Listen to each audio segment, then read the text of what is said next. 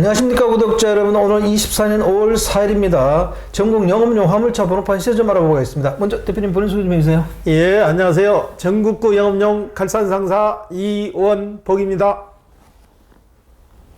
대표님. 예. 영업용 화물차 번호판 시세는 큰 변동이 없죠? 예, 큰 틀의 변동은 없고 개인 소형만 약간 하락했어요. 네. 예. 개인 소형부터 말씀드릴게요. 개인 소형은 1.5톤 이하를 개인 소형이라 그러는데 전주에 2,980만 원에 거래됐는데 30만 원이 하락해서 2,950만 원에 거래되고 있고요. 개인 중형은 1.5톤 초과 16톤 이하를 개인 중형이라 그러는데 전주와 동일하게 2,750만 원에 거래되고 있습니다. 그 다음에 개인 대형은 3,500만 원, 개인 25도는 3,600만 원, 일반 25도는 3,800만 원, 출애라는 6,500만 원, 일반 5톤은 3,300만 원, 일반 11톤은 3,600만 원, 덤프 5도는 3,700만 원에 거래되겠습니다.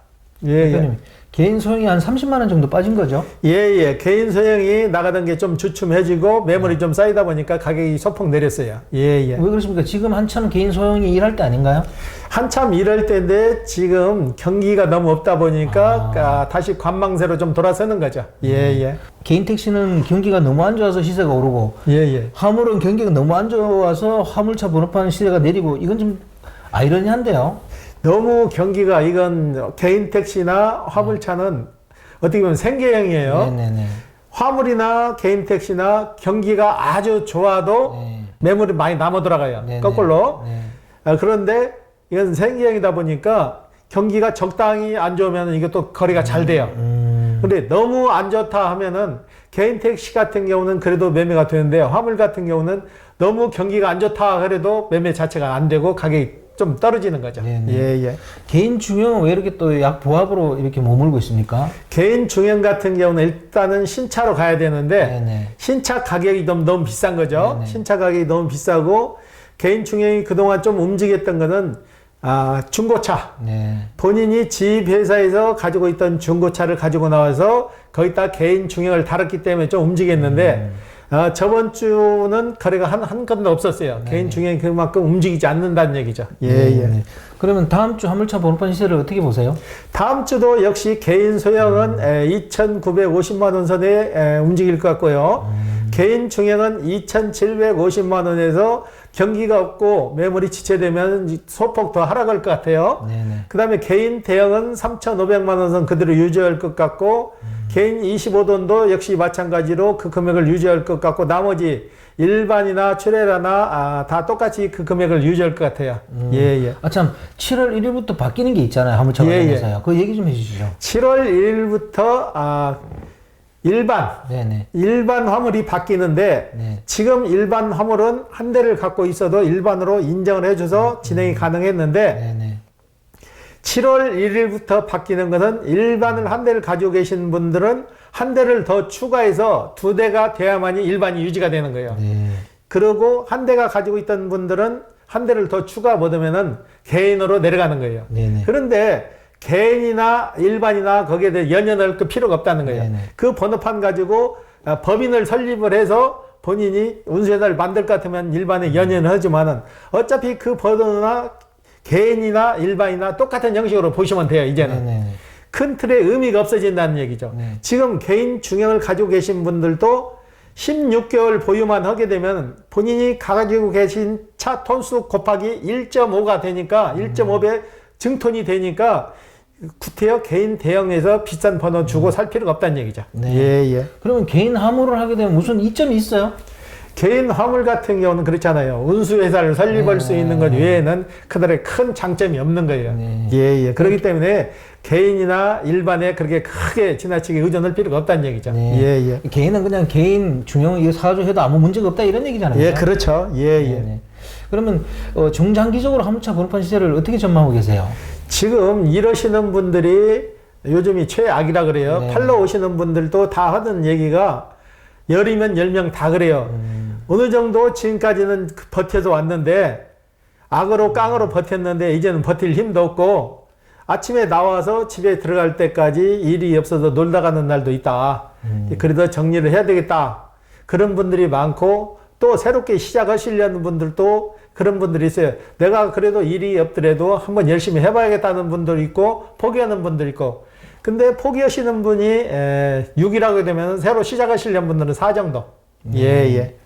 제가 개인적으로 볼 때 화물차 시장도 괜찮으면 화물차 시장도 주선사의 수수료나 이런 여건이 괜찮아지면 사람들이 일을 많이 하려고 들어올 텐데 이런 부분들이 개선이 안 돼서 지금 사람들이 안 들어오는 거 아닌가요?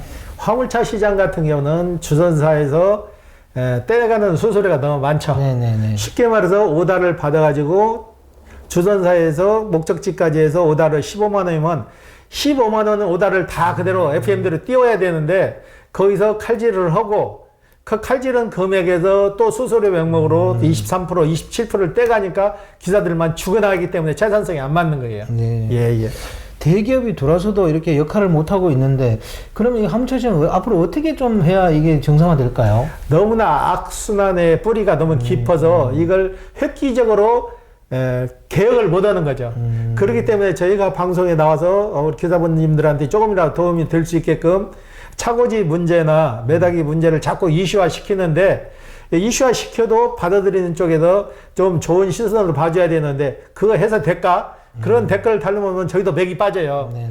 나름대로 우리는 최선을 다해서 어떻게 좀 나은 방향으로 제시를 하는데 그걸 반신반의해서 하시는 분 자체가 그걸 긍정적으로 받아들여서 이걸 개혁을 시키려고는 의지는 없고 그거 해서 되겠어? 그런 식으로 하게 되면 저희도 힘이 빠지더라고. 네. 예. 대표님이 얘기하신 차고지와 그 미터기에 대해서 다시 한번 얘기 한번 해주십시오.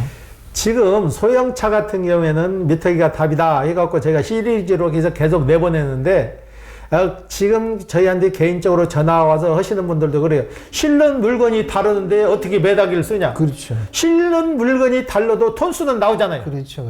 예? 톤수가 나오는데 몇 톤을 실었을 때 키로수 곱하기 어느 가면 그 금액으로 계산을 하고 그 세분화를 시키면 되는 거예요. 네. 실는 물건이 다 수작업이고 시간이 오래 걸리면 그게 매다기에다 그거 장치를 집어넣으면 수작업이고 그러면은 얼마 정도 플러스 이율만 더 집어내면 되는데 해볼 생각도 안 하고 비관적으로만 자꾸 생각을 하니까 발전성이 없는 거예요. 네. 예. 그 화물차 주정차 문제인가요? 예. 아까 얘기하셨던 그것도 한번 마저 주정차도 마찬가지로 길거리에 차를 세워가지고 밤샘 주차를 하게 되면 주박차라고 해서 과태료를 지금 20만 원 정도를 떼가지고 그 시에서 부과를 하거든요. 이 자체도 조합에서나 협회에서 나서서 적극적으로 이걸 홍보를 해야 돼요.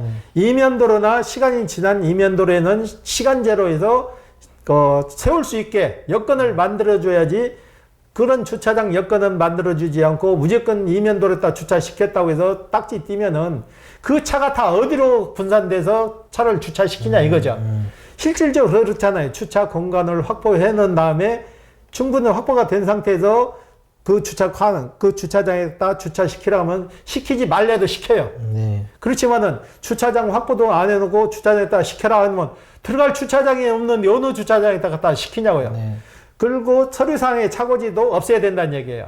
실질적으로 1년에 한 번씩 영업용 2돈 차부터는 차고지를 설치해야 되는데 차고지 자체에 갖다 주차도 시키지 않는데 서류상의 차고지를 왜 1년마다 갱신을 해서 돈이 들어가야 되냐 이거죠. 실질적으로 주차를 시키는 주차장에 돈을 내는 건 이해를 하지만 서류상으로 왔다 갔다 하는 거 쉽게 말해서 인천에서 차고지를 설치를 해서 영업용을 구청에 접수를 시키려면 차고지 설치 확인서가 있어야 되는데 충청도 차고지가 오고 부산 차고지가 오고 강원도 차고지가 오고 이 사람들이 가서 강원도에다 갖다 차대는 것도 아니고 충청도에다 차대는 것도 아닌데 왜 그런 차고지 제도를 만들어서 이중적으로 피해를 주냐 이거죠. 네. 그런 제도는 가감이 없애야 된다는 얘기예요. 네. 그런 제도도 없애고 주차 공간이 적었을 때는 한산은 도로 있잖아요. 시간제 타임을 둬서 저녁 8시부터 아침 몇 시까지는 세워도 된다. 합법화를 시켜주라는 얘기죠. 합법화를 시켜주고 지금은 큰 고가 밑에 가면 주차를 못 시키게 해갖고 빈 공간이 굉장히 많아요. 전에 그 공간에도 다 주차를 시켰는데 그 주차의 공간 시킨 차량에서 불법적으로 기름을 빼다가 불이 나가지고 사고가 한번 났잖아요. 그 이유로 그걸 다 막아버렸잖아요. 네. 고가 밑에는 차 주차를 못 시키게 다 막았는데 그렇게 차고지값 받아놓고 그렇게 하지 말고 차라리 그걸 관리를 해서 관리인을 하나 두고 차 100대건 200대건 세우게 그 공간을 오픈을 시켜달라는 얘기죠. 네. 그리고 그 공간에다 세우고 관리비 주고 관리인 두고 주차료 받고 시키란 얘기예요. 시에 서게 되면 주차비도 좀 저렴하게 해줄 수 있잖아요. 그렇죠. 그러면 주차 공간도 많이 확보되고 기사분들 편의도 좀 봐주는 거잖아요. 네. 그런 거는 해놓지도 않고 일률적으로 제재만 가고 있잖아요. 제재만. 네. 뭐 해라 해서 안 되면 가투로 매기고 이런 걸 없애라는 얘기죠. 네. 예. 대표님 그 얘기하신 거에 뭐 댓글 달리는 거에 대해서 너무 신경 쓰지 마십시오. 왜냐하면 아무것도 하지 않으면 아무 일도 안 일어나거든요. 예, 그렇죠. 그 사람은 근거도 없이 그냥 뭐 미터기에 대해서 부정적으로 얘기하더라고요. 예. 미국 같은 데도 뭐 마일로 계산해가지고 함부로 그 마일 넘었으면 하루 운행도 못하게 하거든요. 예. 그런 처우가 개선됐을 때 화물차 시장도 좀 정상화되지 않겠나. 저는 그렇게 생각합니다. 예. 그리고 대표님, 개인 택시와 화물차 각각의 장단점이 있습니다. 예. 요즘 보면 너무 개인 택시 쪽으로 막 쏠리는 것 같아요. 예. 그럼 여기서 우리는 지금 화물차 인터뷰를 하고 있으니까 예. 화물차의 장점에 대해서 한번 설명 한번 해주십시오. 화물차도 하시는 분 각각의 개개인이 네. 어느 정도 능력이 되나에 따라서 벌이가 좌우가 되는 거예요. 네네. 내가 누누이 얘기하지만은 이분을 예로 자꾸 듣는데 네. 이분은 일주일이면 저희 사무실에 2번, 3번을 꼭 오셔. 네. 일머리를 일부러 맞춰가지고 저희 사무실에 오셔갖고 점심때쯤 되면 와서 커피도 드시고 여기서 다시 코를 잡았고 움직이고 그러는데 그분 얘기도 거의 맞아요. 그래서 제가 지금 적응을 못 하는 분들에 대해서는 이분한테 솔루션을 시켜갖고 자꾸 적응을 시키는데 이분 얘기는 그래요. 왜 제대로 해보지도 않고 돈이 안 되냐고 자꾸 얘기를 하냐. 내 나이 76살인데도 나는 이제 아직도 이 정도의 일을 해서 돈을 이 정도를 올리는데 똑같은 방법으로 일을 하면 되는데 왜 그런 방법은 알려고 하지 않고 쉽게 일을 하려고 하면 돈벌이가 안 된다 이거예요. 남들보다 일찍 나와서 일찍 시작하면 돈벌이가 된다는 얘기예요. 네네. 근데 개개인의 능력 차이겠죠. 네. 그런 분들도 있는데 그러니까 본인이 얼마나 의지가 있냐에 따라서 달라질 것 같아요. 네. 대표님 그러면 이번 주 거래량하고 저번 주 거래량 비교 좀 해주십시오. 저번 주에는 개인 소형이 좀 주춤했어요. 네네. 평균적으로 저희가 주에 7대, 8대 많으면 10대까지도 파는데 한 5대 정도로 줄었어요. 네네. 그리고 개인 중형은 한 대도 못 오고 개인 대형은 한 대 정도 오고 나머지는 거의 저희가 큰 건 거의 전문적으로 취급을 안 하니까 그렇게 정확히 동향을 모르는데 그리고 개인 화물 넘버를 사러 오시는 분들이 아직도 모르시는 분들이 좀 많아요.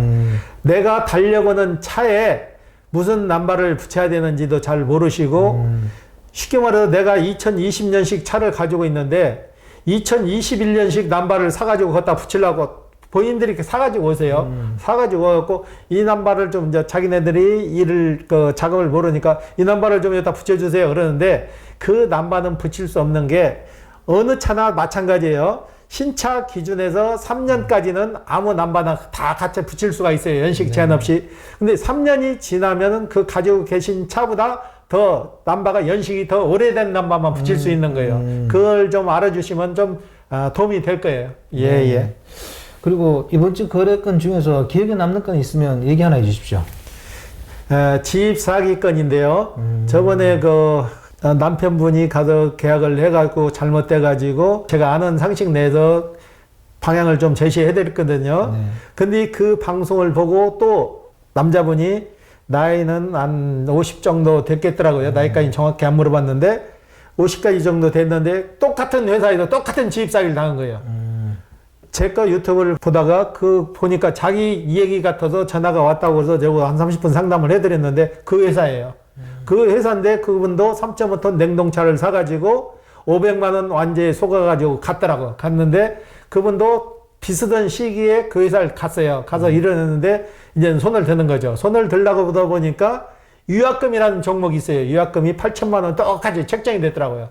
근데 이분한테 내가 그랬어요. 그러면 사장님 재력이 어느 정도 되세요? 그랬더만 내가 돈이 없어서 차 살 때도 할부로 샀고 캐피탈로 샀고 모든 걸 다 할부로 했는데 한 달 동안 일해서 벌어본 돈을 하니까는 차 할부금도 못 냈겠더라 이거요. 그래서 이걸 포기를 해야 되는데 그 회사에서 위약금 제도를 만들어서 8천만 원에 걸려 있고 차 산 것도 4,750만 원 산 것도 그것도 할부로 샀기 때문에 그건 억이 넘잖아요. 그 금액을 변제를 해야 되는데 방법이 없다는 거예요. 그래서 사장님 결혼은 하셨고 어느 정도 재력은 가지고 계세요. 그랬더만 결혼도 못했고 재력도 없다고 그러더라고. 그래서 제가 이런 소리 하면은 어떻게 받아들일지 모르는데 그러면은 차라리 파산 신고를 하세요. 그 회사에다 아무리 가서 이 얘기해도 시정이 안 되고 사장님이 계약서에다 사인을 다 했기 때문에 법적으로 가더라도 그걸 변호사 사고 먹으면 비용은 비용대로 깨지고 이런 일대로 못 오고 결국은 또 패소 판결 되면 그 금액만 그 사람이 떠안잖아요. 그래서 파산 신고를 해서 신용 회복을 다시 하라 그랬어요. 법무사 가서 변호사 가면은 또 비싸니까 법무사 가서 상담을 하시고 파산 신고를 하시고 신용 회복을 다시 하시는 방법이 최선인 것 같네요. 그러니까 그분도 그쪽으로 가실 것 같더라고. 집 사기는 제가 누누이 얘기하지만은 완제 금액이 커요. 완제 500만 원, 완제 600만 원 보장. 이런 문구에 속아서 자꾸 가시는데 이런 좋은 직장이 있을 수가 없는 거예요. 그런 보장되는 게. 한 번 더 생각을 하시고 위스탁 계약서를 쓸 때 계약서를 필독을 하시라고 정확히 읽어보시고 본인이 이해가 안 가는 부분이 있으면은 그걸 복사를 떠가지고 계약을 하지 마시고 복사를 떠가지고 저희한테 좀 보내주시라고. 그러면 저희가 그걸 검토를 해서 저희가 정확히 사기 안 당하게 진행을 해드릴 거예요. 네. 예. 그 참 집 사기 문제 때문에 화물차 시장이 다 혼탁해지는 것 같습니다. 이건 이제 해결할 방법이 없을까요? 법적으로 이 사람들이 교묘하게 빠져나가려고 다 작성을 해서 사기 치려고 아주 마음을 먹고 하기 때문에 일반인들은 당할 수밖에 없는 거예요. 돈이 많아가지고 화물차 하는 사람들은 무시해서가 아니고 거의 없어요. 생계형으로 시작하다 보니까 자본도 없고 그러니까 빚내고 할부하고 해서 하는데 이런 서민을 울린다는 그 자체가 진짜 어떻게 보면 쌍소리가 나가요.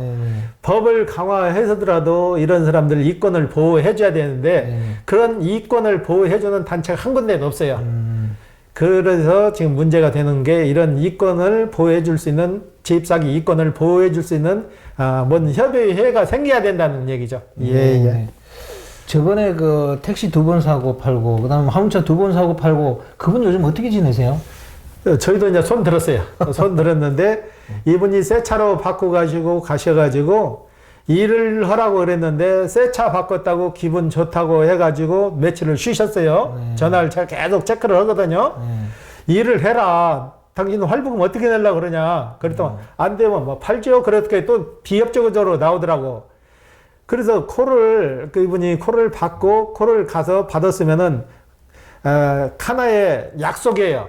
콜을 받아서 몇 시 몇 분에 어디 가서 상차를 하고 하차를 해야 되는데 전날 콜을 받아가지고 취소를 안 하고 다음날 가서 시간이 딱 되쳐서 에이 나 그 금액 안 맞아서 못 가요. 그러니까는 이분이 그 콜 회사에서 콜 정지를 시켰어요. 이제 한 건이 아니고 몇 건이 되다 보니까 그 콜 회사에서도 당신 같은 사람은 이 콜 잡을 자격도 없다. 당신 같은 사람 때문에 피해를 보니까 당신은 영원히 콜을 퇴출당했어요.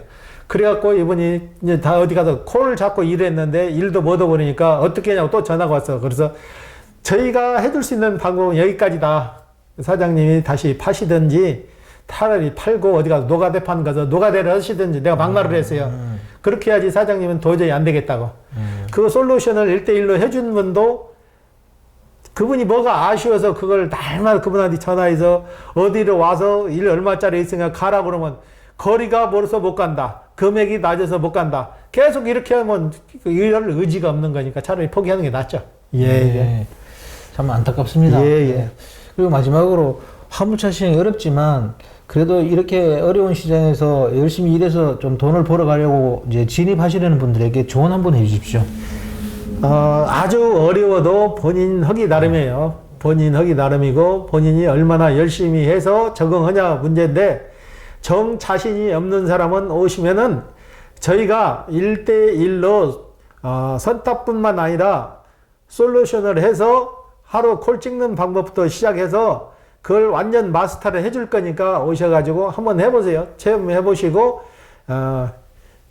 그대로 그래도 자기 본인이 적성이 맞을 것 같으면 하시고 그렇지 않으면 포기하셔도 되는 거죠. 예. 그 방법이 최선일 것 같아요. 예. 오늘 인터뷰 감사드립니다. 네, 구독자 여러분, 오늘은 24일 5월 4일입니다. 화물차 번호판 시장에서 개인 소형이 살짝 빠졌습니다. 이건 등락에서 어느 정도 있는 일이니까 큰 그거는 아닌데요. 문제는 화물차 시장도 일거리가 없으니까 아마 또 진입하시는 분들이 좀 없고 그래서 그게 더 큰 문제인 것 같습니다. 그리고 또 지입 사기 이런 것들이 화물차 시장을 혼탁하게 만들어서 처음 화물차를 가지고 열심히 일해보려고 진입하신 분들한테 또 상처를 주고 그러니까 화물차 시장 이미지를 다 버리는 것 같습니다. 절대로 지입 사기 당하지 않도록 완제 이런 거에 속지 마시길 우리 구독자 여러분들은 꼭 명심하시기 바랍니다. 자, 호화제는 다음 주에 또 다른 주제로 구독자 여러분 찾아뵙겠습니다. 안녕히 계십시오.